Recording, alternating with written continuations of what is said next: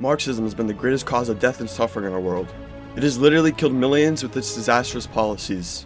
But what if I told you could disprove the entire ideology in just a few short minutes? Stick around and I will present you with 5 different arguments against the core foundation of the Marxist theory. Make sure to like and subscribe. The core of the Marxist theory is called the labor theory of value. If we can inform enough people with the problems of the LToV and intellectually sharpen them, then we will have a better chance of countering falsehood and tyranny and get us closer to truth and liberty.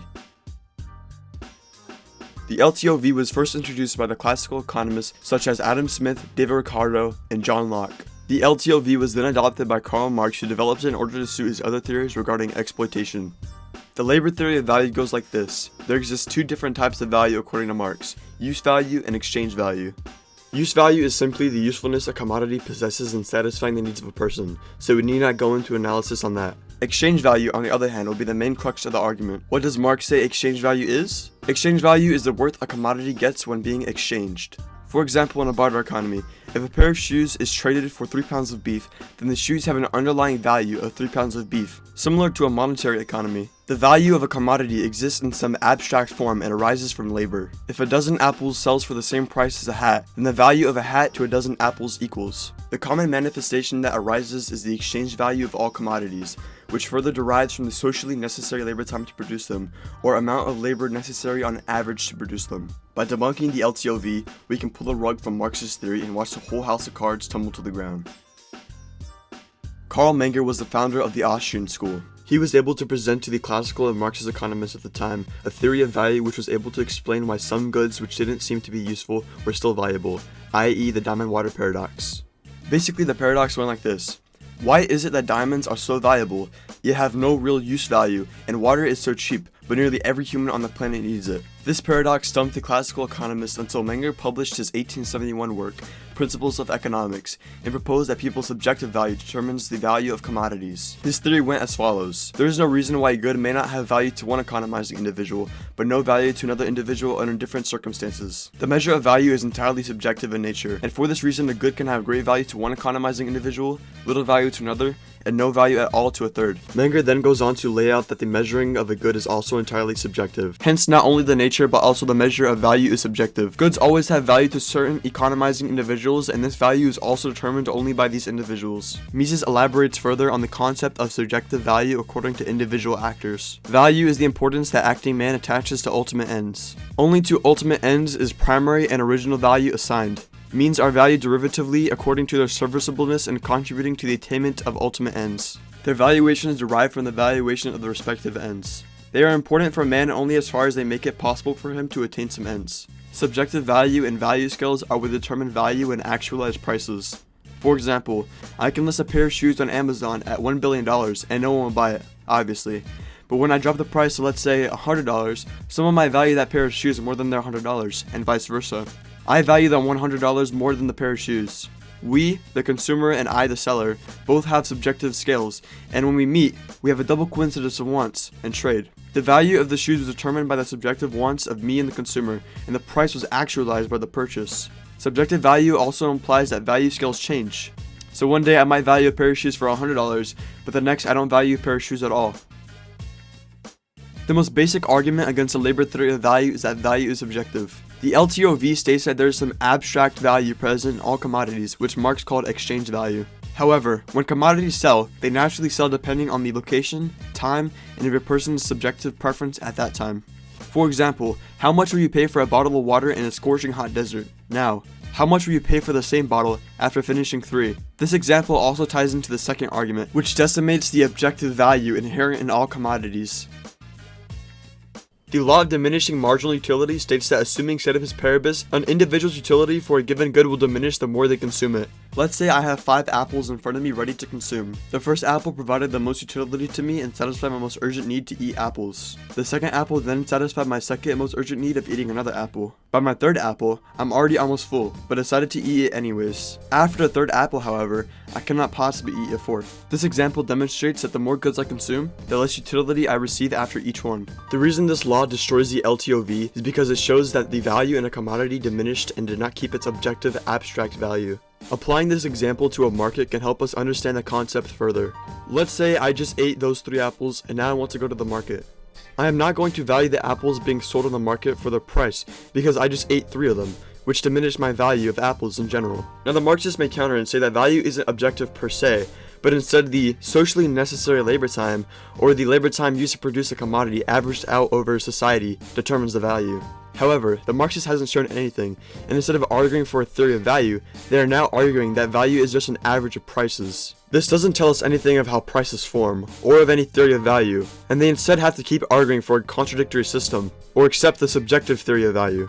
The reason it would now be contradictory is because they accept both that value is objective in an abstract form, and that it is subjective in terms of society. Eugene von Bonn-Bawerk was an early Austrian economist who developed many great works which improved on Menger's earlier works, and which heavily critiqued Marxian theory. Bawerk had read Marx's books and found a particular contradiction between his first volume of Capital and the third volume of Capital. The present writer has expressed his opinion on this subject in the following words.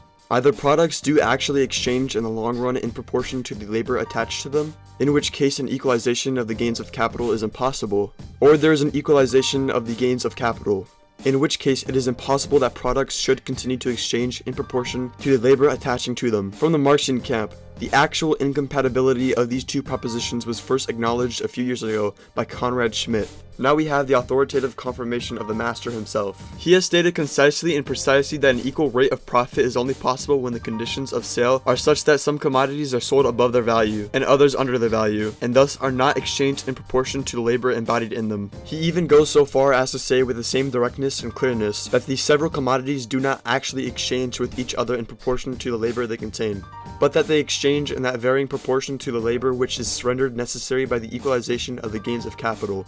In the first volume, it was maintained, with the great emphasis, that all value is based on labor and labor alone, and that values of commodities were in proportion to the working time necessary for their production. These propositions were deduced and distilled directly and exclusively from the exchange relations of commodities in which they were immanent. We were directed to start from the exchange value and exchange relations of commodities, in order to come upon the track of the value concealed in them. The value was declared to be the common factor which appears in the exchange relations of commodities. We were told, in the form and with the emphasis of a stringent syllogistic conclusion, allowing of no exception, that to set down two commodities as equivalents in exchange implied that a common factor of the same magnitude existed in both, to which each of the two must be reducible. Apart, therefore, from contemporary and occasional variations which appear to be a breach of the law of the exchange of commodities, commodities which embody the same amount of labor must on principle, in the long run, exchange for each other. And now in the third volume, we are told briefly and dryly that what, according to the teaching of the first volume, must be, is not and never can be, that individual commodities do and must exchange with each other in a proportion different from that of the labor incorporated in them, and this not accidentally and temporarily, but of necessity and permanently. I cannot help myself. I see here no explanation and reconciliation of a contradiction, but the bare contradiction itself. Marx's third volume contradicts the first. The theory of the average rate of profit and of the prices of production cannot be reconciled with the theory of value. This is the impression which must, I believe, be received by every logical thinker, and it seems to have been very generally accepted. I suggest reading into the actual book yourself, which you can find on Mises.org for free, along with Wiksteed's critique on Marxist.org. Why is a Supreme t-shirt worth so much more than a regular white t-shirt, sometimes going for 100 times the price of a regular t-shirt? The socially necessary labor time or amount of labor on average to produce the two t-shirts doesn't differ greatly, yet a t-shirt with a red logo and the word Supreme can go for hundreds of dollars, while you can get the same white t-shirt without the logo for only a few bucks. The answer is because of the subjective wants and desires of the consumer. The consumer is solely responsible for creating demand, and the entrepreneur is there to generate the supply. It is obvious that in this case labor cannot be a factor in determining the value of commodities, since the labor time on average is the same. Prices are generated from people's own preference scales, and not some abstract value common in all things. Another example are antique commodities. Antiques are generally accepted as non-valuable outside the possessors of the commodities, yet if the owner were to sell them, no doubt they would value them exceptionally high.